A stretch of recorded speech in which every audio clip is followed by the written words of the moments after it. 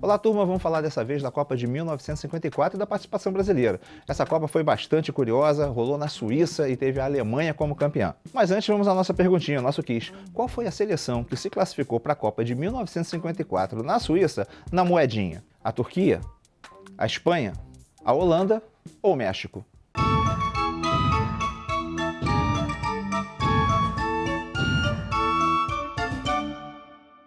A resposta certa é a Turquia. Houve uma eliminatória entre Turquia e Espanha para saber qual seleção queria se classificar.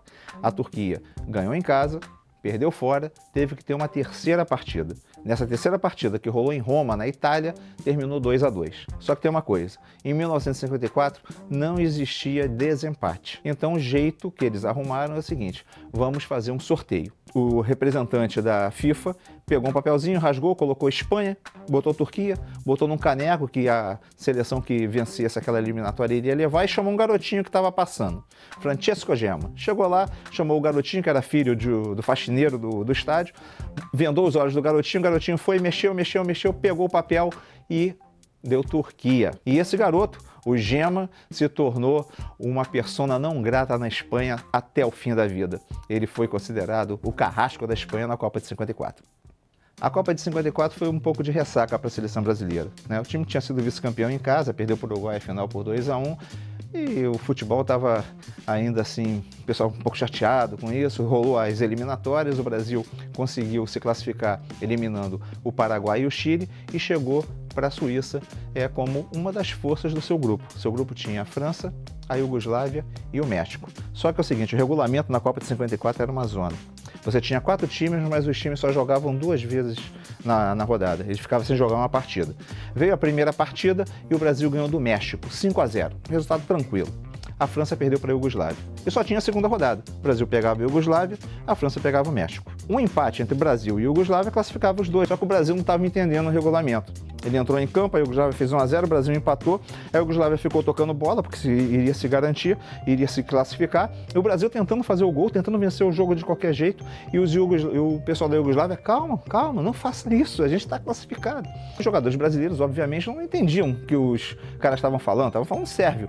Então, quer dizer, por que vocês estão assim? Acabou o jogo 1-1, a Iugoslávia comemorou a classificação. O Brasil, quando viu a Iugoslávia comemorando a classificação, pensou, pô, estamos eliminados. Todos saíram decepcionados, só foram saber no vestiário que no caso com 3 pontos, a vitória valia 2 pontos, o Brasil estava classificado mesmo com a França, evidentemente, vencendo o México, que era um time muito fraco. O Brasil, então, se classificou, só soube disso no vestiário. Ele entrou em campo sem saber o que precisava, né? Veio, então, a classificação do Brasil, ia enfrentar justamente a Hungria. Um jogo complicado, mas o Brasil com uma equipe de qualidade, poderia fazer algum jogo duro com a Hungria que vinha como a grande favorita e com grandes resultados na primeira fase. Logo de cara, a Hungria meteu 2-0. Eu vou dar uma quebradinha aqui. O Brasil queria ganhar porque queria ganhar, mostrar que tinha um grande futebol, aquela questão de complexo de vira-lata, e esse jogo o Brasil foi meio violento, tá? A Hungria não ficou para trás. Então essa partida é considerada a Batalha de Berna, de tão violenta que ela foi. Talvez a partida mais cascuda que o Brasil jogou em Copas do Mundo. E vamos voltar. Estava 2-0 para a Hungria aos 10 minutos do primeiro tempo. A tendência parecia ser uma goleada, mas o Brasil conseguiu diminuir. O placar ficou 2-1, o Brasil tomou o terceiro gol.